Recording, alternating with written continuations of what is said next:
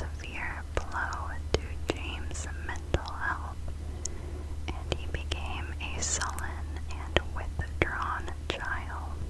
In 1962, Huberty enrolled in a Jesuit community college and received a degree in sociology.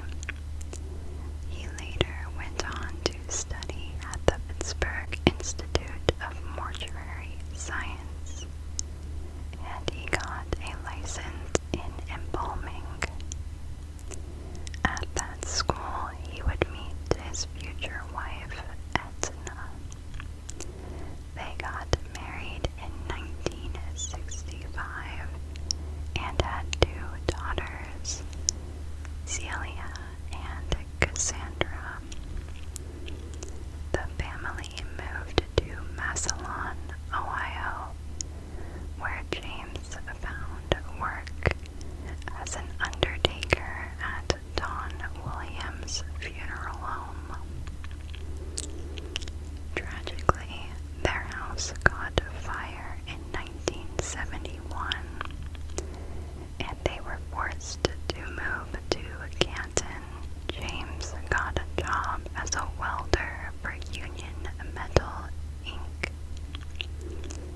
Now, it's important for this case to talk about James and Edna's history of violent behavior. At a birthday party for a neighbor's daughter, Edna instructed her daughter Celia to physically assault one of her classmates in a related altercation with the child's mother. Edna threatened the woman with a 9mm pistol. Although Edna was arrested for this threat, the Canton police failed to confiscate the weapon. Domestic violence was frequent in the Huberty household. Edna once filed a report with the Canton Department of Children and Family Services that her husband had, quote, messed up her jaw, end quote, to pacify James and his bouts of violence. Edna would produce tarot cards and pretend to read his future, thus producing a temporary calming effect. Huberty began to develop beliefs that foreign bankers were manipulating the Federal Reserve System and were bankrupting the United States, trying to break down society. He also blamed the failure of numerous local businesses and Soviet aggression for the increasingly strict federal regulations. Because of these delusions, he began purchasing non-perishable food and 6 firearms. He also threatened to shoot various people if he was fired from his job, and James had the tendency to get fired, as undoubtedly his behavior at work must have been strange and terrifying. At one point, after getting fired, he had tried to commit suicide, but Edna was able to stop him. Huberty then got into a motorcycle accident. As a result of this accident, Huberty had an uncontrollable twitch in his right arm, a condition that made it impossible to continue as a welder. In January 1984, the Huberty family left Canton and briefly stayed in Tijuana, Mexico, before finally settling in San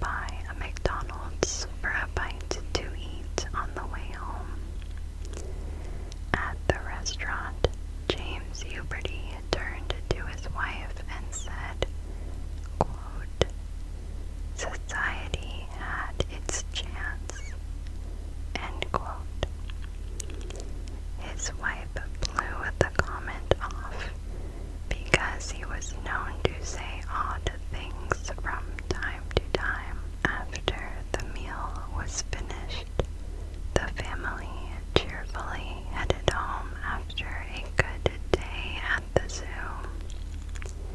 Edna was tired after the long day and told her husband that she wanted to take a nap.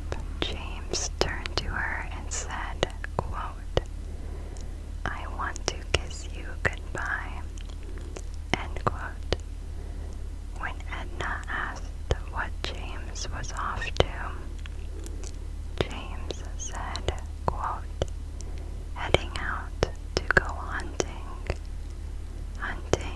for humans," end quote. James then packed a 9mm Uzi semi-automatic weapon.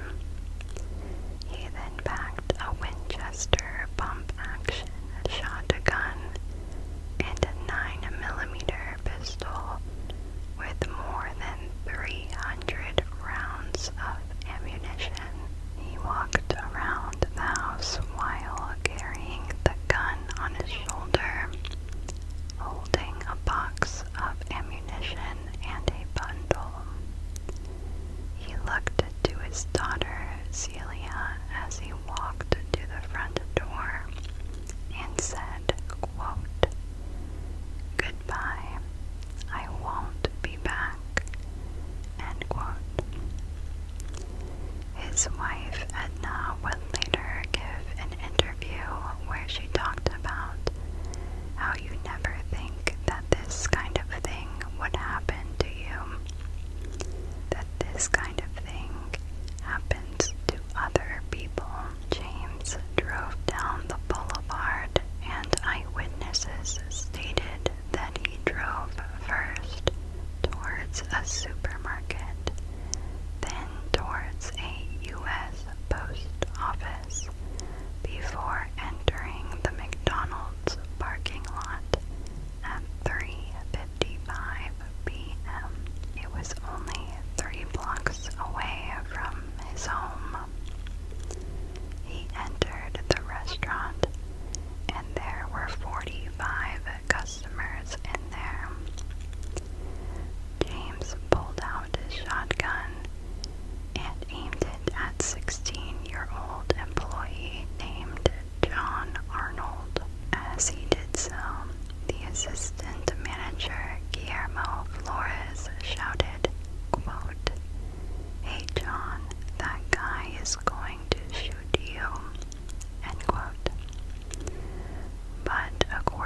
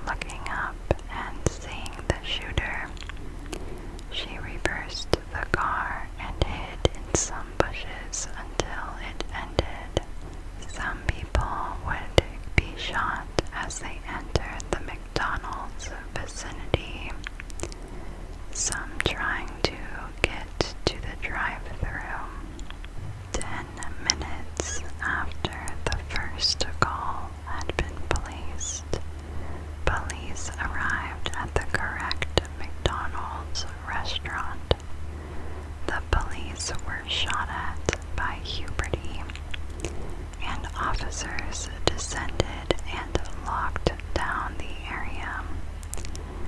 175 officers were planted in the area. Within the hour, SWAT team officers were also deployed. Police had no idea how many people were inside the restaurant, and reflections from the shattered glass of the windows made sighting the gunman difficult.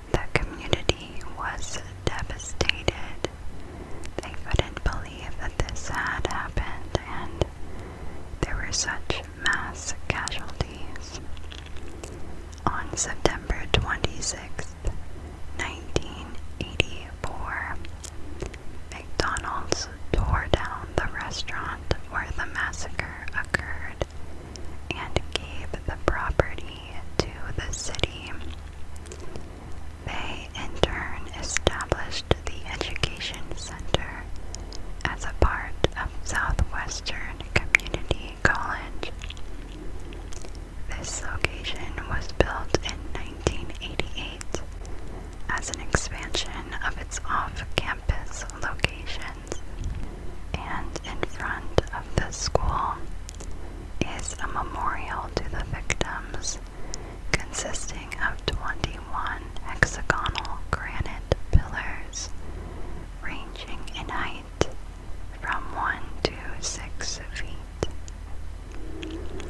In 1986, Edna Huberty, the widow, unsuccessfully sued McDonald's and Babcock and Wilcox, James Huberty's longtime former employer, in an Ohio state court for $7.8 million, claiming that the massacre was triggered by a combined mixture of McDonald's food and work around poisonous metals and monosodium glutamate in the food, combined with the high levels of lead and cadmium in Huberty's body, induced delusions and uncontrollable rage.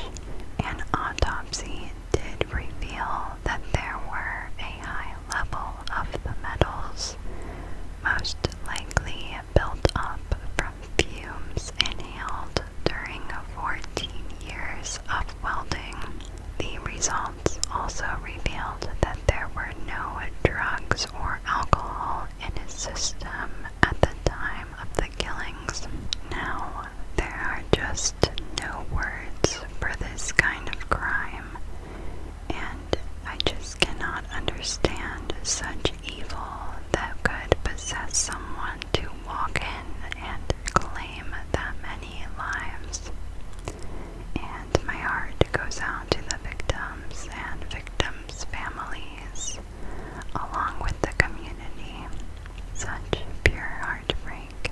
I also wonder if it was a hate crime, because James Huberty walked into a largely Hispanic community and shot them, and the entire time was yelling about the Vietnamese, and I wonder about that.